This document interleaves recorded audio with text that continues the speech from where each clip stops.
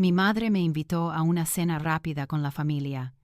Cuando llegué, me señaló la mesa del fondo y dijo: «Puedes sentarte ahí, necesitamos espacio para el grupo de verdad».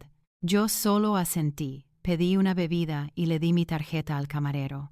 Luego me acerqué al anfitrión y le dije: «Cargué todo lo de esa mesa a su nombre». 20 minutos después, mi padre gritó: «¿Por qué son más de 1,700? Admito que me sentía incómoda incluso antes de entrar en aquel restaurante. Esa incomodidad en la que ya sientes que algo anda mal, pero no puedes explicarlo. Mi instinto me decía que aquello no era solo una cena, era algo más. Me lo sacudí de encima, como siempre hacía. Era solo una cena familiar. ¿Qué tan malo podría ser?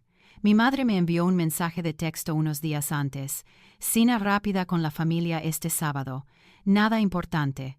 Dudé antes de responder. La última vez que nos reunimos, terminé pagando toda la cuenta, casi 900 euros, y nadie parpadeó siquiera. Mi padre había dicho algo como: «Menos mal que a Olivia no tiene hijos que alimentar», y todos se rieron como si fuera divertidísimo. Yo no.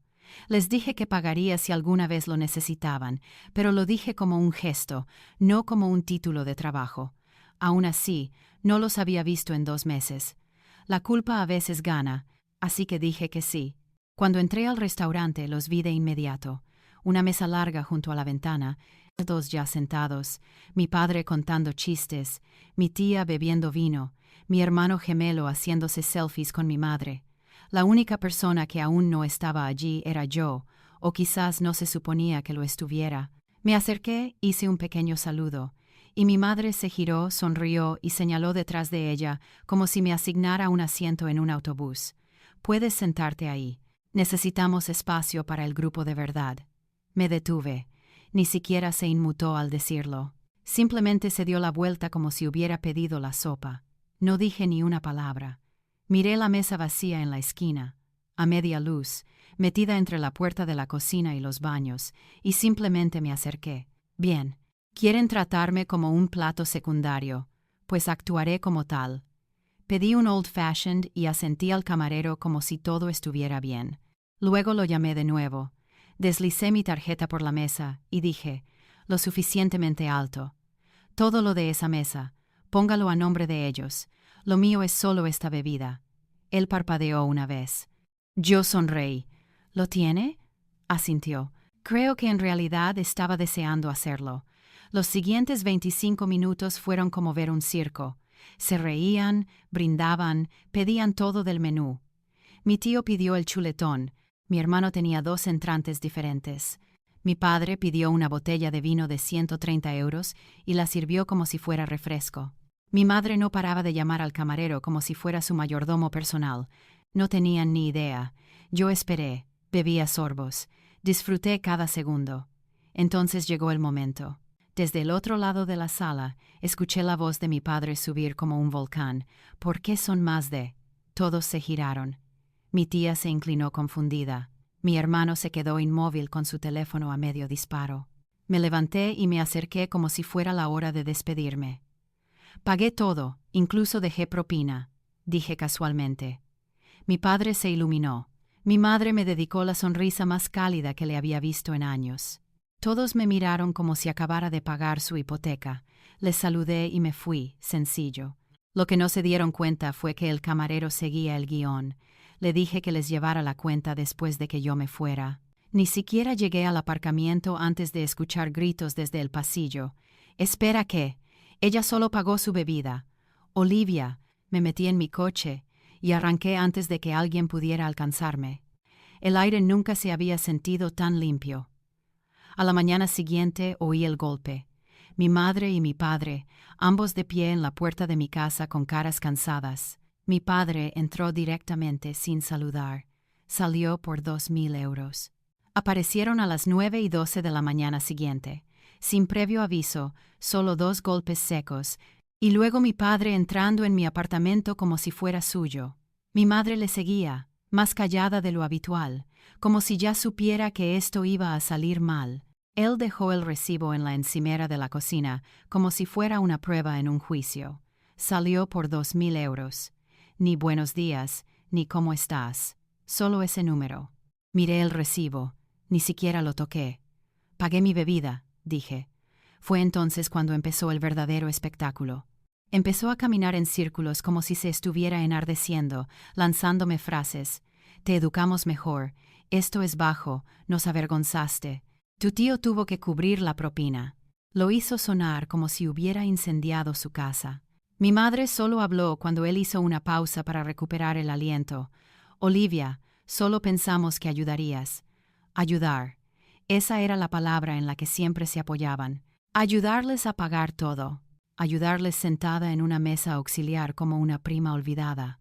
Ayudarles a permanecer en silencio para que el resto se lo pasara bien. Yo escuché. Les dejé hablar durante más de una hora. Apenas dije una palabra. Cuando terminaron dije, están enfadados porque los traté exactamente como ustedes me trataron a mí.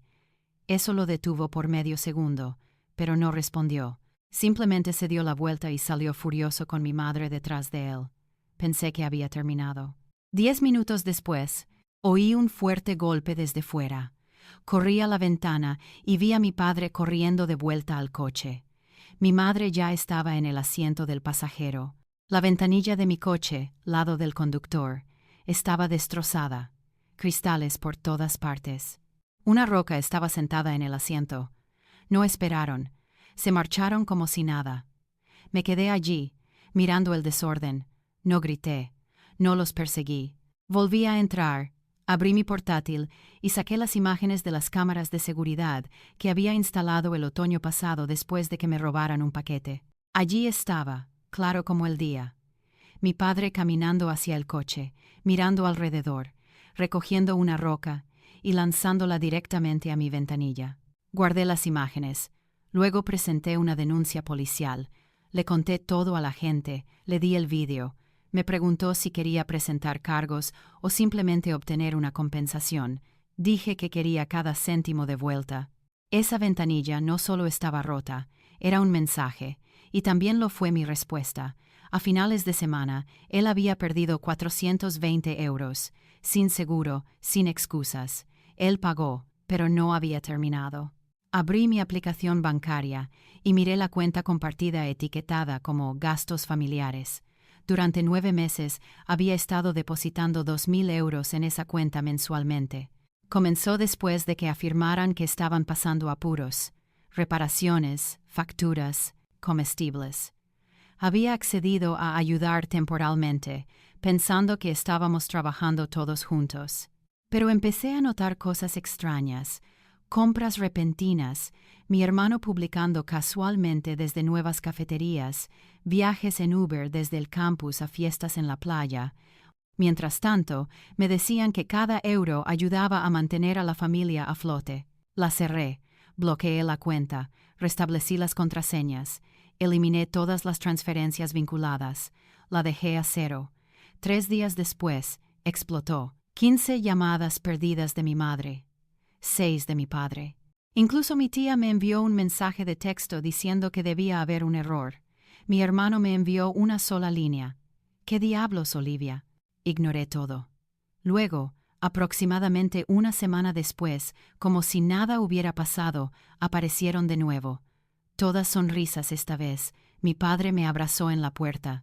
Mi madre trajo una caja de pasteles. Se sentaron en el sofá y hablaron de perdón, unidad, empezar de nuevo. Mi hermano no estaba, pero su nombre surgió unas cuantas veces. Todos hemos pasado por un bache, dijo mi madre. Vamos a seguir adelante como una familia. Estábamos pensando, añadió mi padre, quizás podríamos salir de nuevo. Simplemente pasar una buena noche. Asentí, sonreí y dije, eso suena genial. Se fueron sintiendo que habían ganado. Pensaron que todo había pasado. Unas palabras amables. Luego miré a mi hermano y le hice una pregunta sencilla. ¿Quién crees que ha estado pagando tu matrícula? Se quedó helado, así, de golpe. Mi padre y mi madre se miraron, confundidos. 30.000 euros al año, dije. 4 semestres cubiertos en silencio. De nada. Silencio sepulcral. Mi padre intentó hablar, pero esta vez no le dejé. ¿Quieren hablar de cruzar límites? Eso termina hoy. Las cuentas están cerradas. ¿Quieren que él termine la escuela? Ustedes averigüen cómo. Mi hermano parecía querer gritar, pero no sabía en qué dirección disparar. Luego me recosté y simplemente dejé que el momento se alargara. «Nos manipulaste», dijo mi madre, apenas lo suficientemente alto. «No», respondí, «solo aprendí de los mejores». Se quedaron otros 20 minutos intentando negociar, intentando darle la vuelta, convertirme en la villana.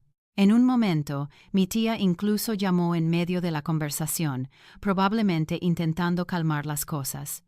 La dejé sonar. Antes de irse, mi padre dijo, «Esto no ha terminado». Asentí. «Lo sé». Esa noche, no sentí enfado, sentí claridad. Después de esa última cena, las llamadas no cesaron. Las ignoré. 40 llamadas perdidas en una noche se convirtieron en 70 durante un fin de semana. Luego empezaron a enviar mensajes de texto como si nada hubiera pasado. Mi madre me envió un mensaje el lunes por la mañana. «Vamos a dejar todo esto atrás. Te queremos». Mi padre siguió con, «Todavía somos una familia. Tenemos que actuar como tal. Tenemos que». No tardó en cambiar el tono.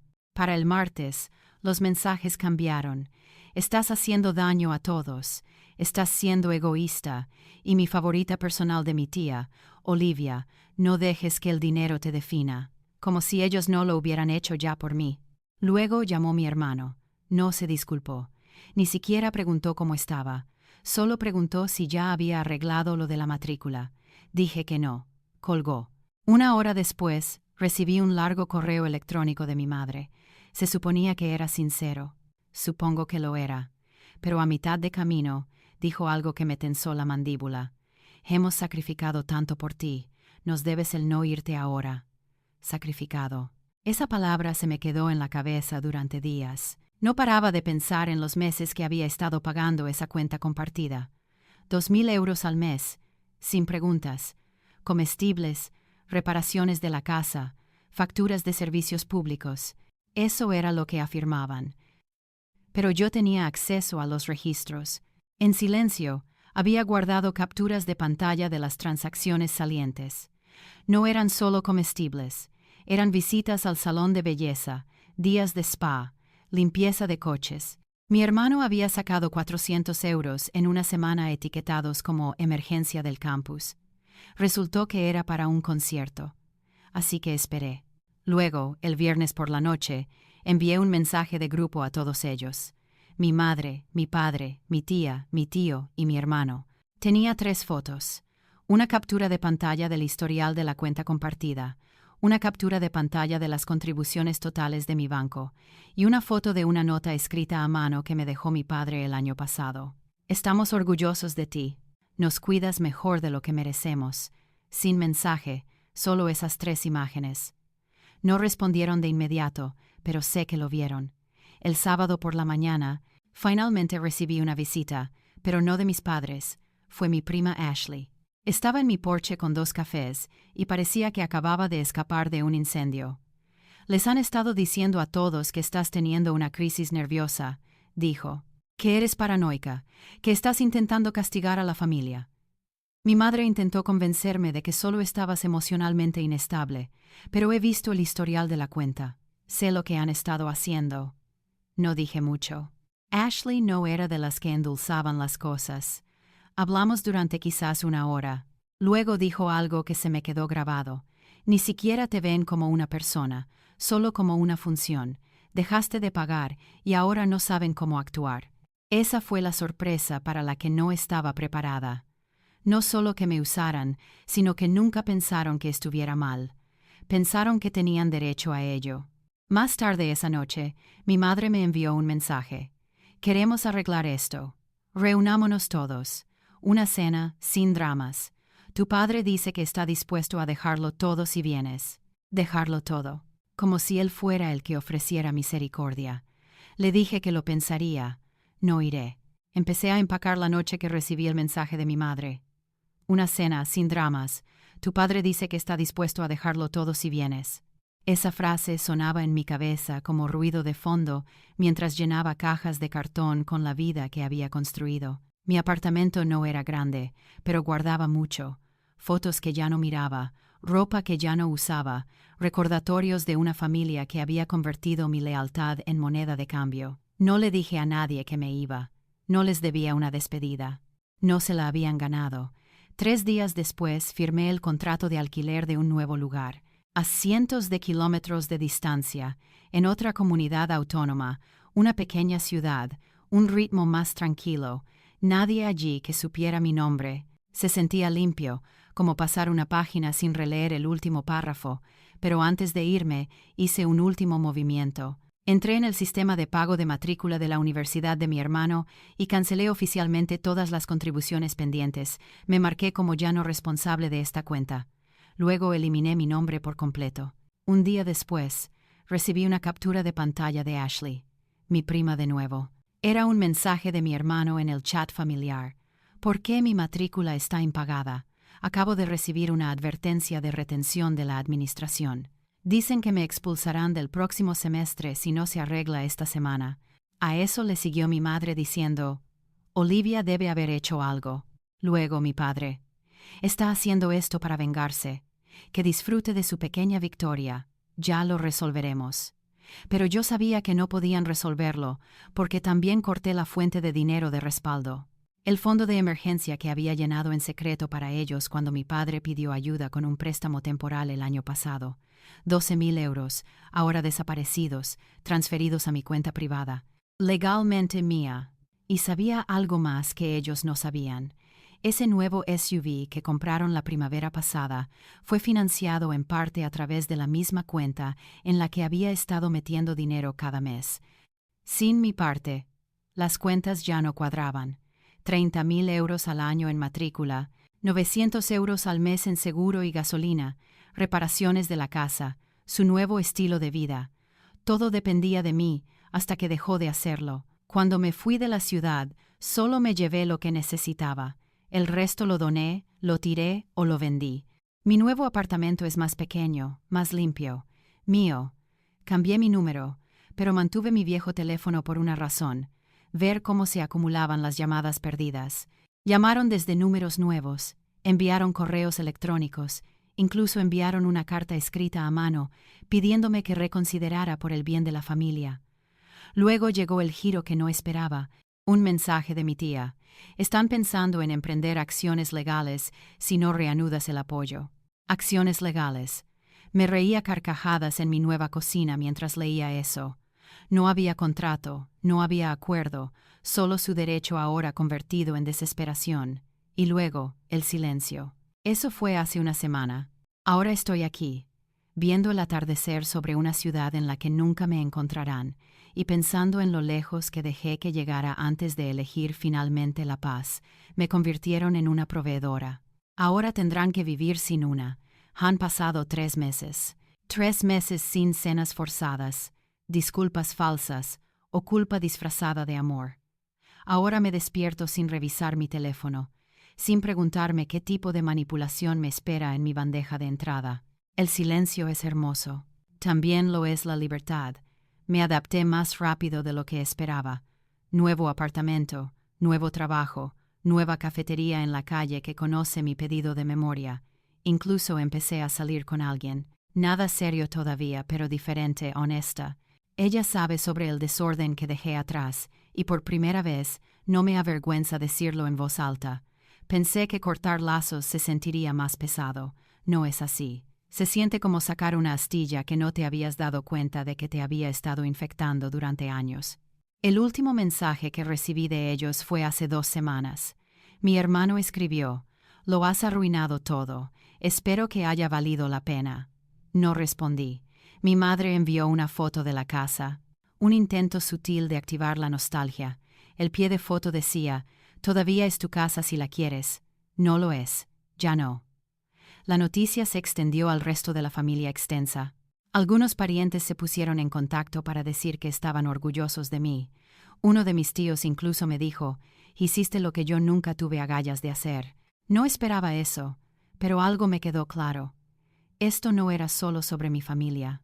Era sobre un sistema de tomar, de obligación disfrazada de tradición. En cuanto a mis padres, se han vuelto a callar, probablemente esperando que el tiempo lo arregle todo, que eventualmente sentiré nostalgia, que olvidaré la roca en la ventanilla de mi coche, la manipulación, la forma en que se rieron mientras estaban sentados en la mesa del grupo de verdad. No lo haré, pero esta es la verdad. No los odio. Simplemente no confío en ellos, y esa es la diferencia. He empezado a construir una vida que no depende de su aprobación, su presencia o sus tradiciones de avaricia. He dejado de revisar sus redes sociales. He dejado de preguntarme si están bien. He dejado de fingir que alguna vez se disculparán de verdad. Pero sigo tomando notas porque algo me dice que esta historia no ha terminado. Harán algo de nuevo. Quizás no pronto, quizás ni siquiera directamente, pero los conozco demasiado bien como para creer que realmente han dejado de conspirar. Así que si llega ese día, estaré aquí y volveré a escribir. Porque si hay algo que deberían haber aprendido ya, es que yo nunca empiezo las peleas, solo las termino. No pensé que habría otra actualización. Habían pasado 2 meses desde que me fui y me había acostumbrado a la idea de que esta era simplemente mi vida ahora. Apartamento tranquilo, mañanas pacíficas, sin culpa, enterrada en mensajes de texto. Dejé de esperar que cayera la otra bota. Pensé que la historia había terminado. Entonces sonó mi teléfono una tarde de viernes. Era mi tío, el que siempre se había mantenido lo suficientemente neutral como para ser digno de confianza, incluso cuando todos los demás se turnaban para apuñalarme por la espalda o fingir no verlo. No habíamos hablado desde que me mudé. Pensé que quizás solo estaba llamando para ver cómo estaba, pero después de una pequeña charla cambió de tema. Dijo: «Creo que deberías saber lo que ha estado pasando en casa». No dije nada, solo escuché, y por primera vez en mucho tiempo, lo que oí no me enfadó. Aparentemente, después de que los corté a todos y retiré mi apoyo, las cosas se pusieron feas muy rápido. Todo el dinero que los mantenía cómodos, toda la cobertura silenciosa que yo proporcionaba en segundo plano, desapareció de la noche a la mañana, y no quedaba nadie más para recoger los pedazos. Así que tuvieron que hacerlo ellos. Mi padre, el mismo que una vez dijo: «El trabajo manual es para gente que no se esforzó lo suficiente», consiguió un segundo trabajo en un taller de reparación de coches local. Fines de semana, turnos completos, sin presumir, sin dramas, solo trabajo. Mi madre dejó sus brunches semanales con sus amigos, canceló las citas en el salón de belleza, volvió a usar cupones, cocinó más, se ocupó ella misma de las facturas, vendió el SUV que les ayudé a financiar el año pasado. No solo rebajaron su estilo de vida, rebajaron sus egos, pero lo que más me sorprendió de verdad fue lo que oí sobre mi hermano, el mismo hermano que solía burlarse de mí por tomarme el dinero demasiado en serio, ahora trabaja en turnos de noche en un McDonald's cerca de su campus. Comparte el alquiler con compañeros de piso, se prepara su propia comida y no les ha pedido ni un solo euro a mis padres en más de un mes. Dijo que no quería que fuera más difícil para mamá y papá. Mi tío me dijo que se sentía culpable por cómo había salido todo, que en realidad estaba trabajando por primera vez y eso lo estaba humillando. Esa parte me dejó helada, pero mi tío no había terminado. Dijo que mis padres, por su cuenta, sin que nadie se lo pidiera, le dijeron algo que él sentía que yo necesitaba escuchar. Dijeron: «Sabemos que arruinamos algo con Olivia. Sabemos que no se puede arreglar de inmediato, pero si alguna vez decide volver a casa, no vamos a fingir más. Le pediremos su perdón, y esta vez lo diremos de verdad». No respondí durante un rato. Simplemente me quedé sentada, mirando a la pared. No fue la disculpa, ni siquiera fue el esfuerzo. Fue la idea de que quizás, por fin, habían dejado de hablar y habían empezado a aprender. Esa noche salí, caminé por la orilla del agua, con las manos en el bolsillo de mi chaqueta, pensando en todo lo que había pasado, desde el restaurante hasta la roca en mi ventanilla, y el cortarles completamente. Lo reproduje todo, no con rabia, no con arrepentimiento, solo para entender lo lejos que habían llegado las cosas y lo lejos que habían llegado ellos desde entonces. Ya no confío en las palabras, confío en los patrones. Y por una vez, el patrón parece diferente. No voy a volver a mudarme. No me apresuro a abrazos cálidos y cenas navideñas como si nada de esto hubiera pasado. Pero creo que los visitaré. no para perdonarlos todavía, sino para ver en quién se han convertido sin mí. Si realmente quisieron decir lo que dijeron, si realmente planean pedir perdón, entonces estaré lista para escucharlo. Y si no, estaré lista para irme de nuevo. Volveré a escribir después de esa visita, porque si esta historia me ha enseñado algo, es que los finales pueden cambiar. Unas semanas después, volví a conducir por primera vez, no a la casa. No estaba lista para eso, pero a reunirme con mi tío para almorzar. La misma cafetería a la que siempre íbamos cuando era niña. El reservado de la esquina, la mesa arañada, el café rellenado sin preguntar. Él llegó antes que yo, ya bebiendo café solo, leyendo un impreso que parecía papeleo de seguros. Cuando me vio, se levantó y me dio un abrazo de verdad. No de los educados, de los que los brazos te rodean medio segundo más de lo que esperas. No me presionó para que los fuera a ver. No me hizo sentir culpable ni me sermoneó. Solo dijo, «Lo están intentando, Olivia». «De verdad que sí», asentí. No prometí nada. Esa tarde, pasé en coche por la casa. No me detuve. Simplemente di una vuelta a la manzana. Las luces estaban encendidas. El jardín delantero parecía un poco más descuidado de lo habitual. Uno de los setos se estaba muriendo. El SUV había desaparecido, reemplazado por un sedán más antiguo con tapacubos diferentes. Aparqué a 2 calles y caminé hasta el parque cercano. Me senté en el mismo banco en el que solía leer cuando tenía 17 años y soñaba con la universidad. Me quedé hasta que anocheció, luego me fui, sin confrontación, sin grandes gestos, solo presente. Ese fin de semana, recibí un mensaje de mi madre, una foto de ese mismo seto moribundo, recién podado y regado, sin pie de foto. No arregló nada, pero tampoco fue manipulación. Eso era nuevo. La semana siguiente, recibí una carta escrita a mano de mi padre. No mecanografiada, no por correo electrónico, ni siquiera un mensaje de texto. Era torpe, desordenada, con tinta corrida y algunas líneas tachadas. Pero decía una cosa que no le había oído en años. Lo siento, no me culpó, no me pidió dinero, ni siquiera me pidió una visita. Simplemente dijo que lo sentía. Eso me hizo algo. No una reparación completa, pero una grieta en la pared que había construido. Todavía no he respondido. No porque esté tratando de castigarlos, sino porque sigo observando el patrón. He aprendido a avanzar lentamente con el perdón. No lo entregas como caramelo solo porque alguien dice las palabras correctas una vez. Observas, esperas, ves quiénes son cuando creen que no vas a volver. Han pasado unas semanas más. Mi teléfono ya no se ilumina como antes. Los mensajes de texto han cesado, las llamadas también. El silencio ahora se siente diferente, no como abandono, sino como respeto. Mi prima Ashley todavía me contacta. Vino a visitarme a la nueva ciudad. Caminamos por la orilla del río, nos reímos de recuerdos de la universidad, compartimos postre en una panadería escondida. «Pareces más ligera», dijo. «Lo estoy». He vuelto a escribir. No solo estas reflexiones, sino historias reales, ficción, personajes que recuperan su poder. Creo que necesitaba esta distancia para encontrar mi voz de nuevo. Mi nueva vida no es perfecta, pero es mía. Completamente mía. La decoro como quiero. Compro comestibles que realmente disfruto. Duermo mejor. No me asusto cuando suena mi teléfono. A veces todavía pienso en los viejos tiempos. Cenas familiares antes de que las cosas se complicaran. Cumpleaños en el jardín. Noches de cine los viernes. Pero no dejo que la nostalgia me mienta. Nunca fue siempre bueno.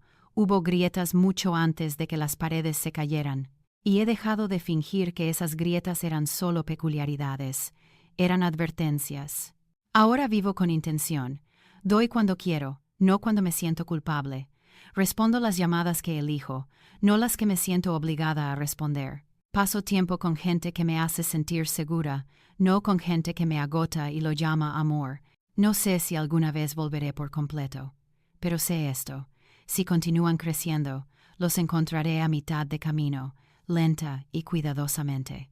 Y si retroceden, me iré de nuevo sin explicaciones, sin teatralidad. porque finalmente entiendo que no necesito una familia que solo me ama cuando soy útil. Necesito gente que me ame incluso cuando digo que no. Y ahora que he aprendido a decirlo, nunca lo olvidaré. Esta no es una historia de venganza, es una historia de claridad. Y si alguna vez te has sentido como una billetera andante o un pilar de apoyo para un legado desmoronado que nunca fue construido para ti, entonces quizás también sea tu historia. Soy Olivia.